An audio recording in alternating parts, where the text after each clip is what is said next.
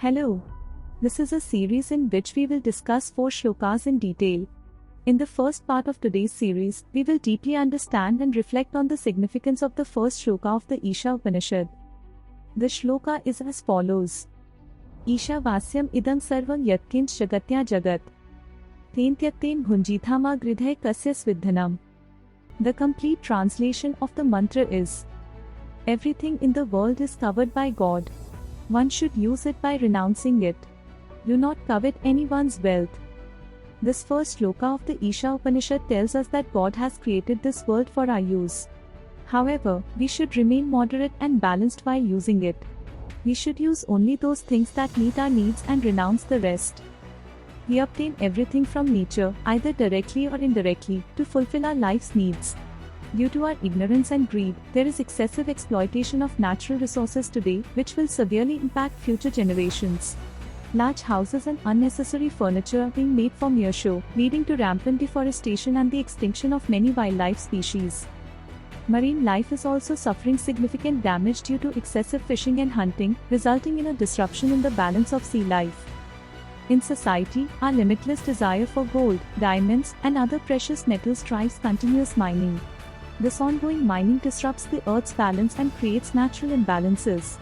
It affects not only personal lives but also exposes the greedy mentality of society and insensitivity towards the Earth.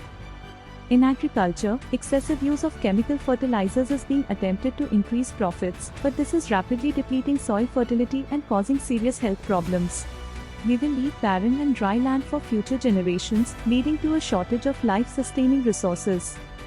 It is time for us to make revolutionary changes in our habits and take strict and decisive steps to protect natural resources. If we do not improve now, future generations will remember us with anger and disappointment because our greed and selfishness have put their future in danger. It seems that the sages of this Upanishad had already understood human nature and tendencies long ago. This shloka appears to have been written as a warning to inspire us to reconsider our behavior and lifestyle. And the final point made in the shloka is, do not covet anyone's wealth. Instead of desiring and envying others' property and money, we should focus on true happiness and inner contentment. This contentment comes when we understand our rightful place in life and move in harmony with nature. True wealth is not in money but in living life in the right way. You may wonder how much benefit your efforts will bring to the world. But my advice is not to worry too much about it. Just make your effort and it is a good start. When people see that your efforts can also improve their lives, they may be inspired to join in. But for now, start with yourself and believe in your efforts. See you soon with the second shloka. Until then, goodbye.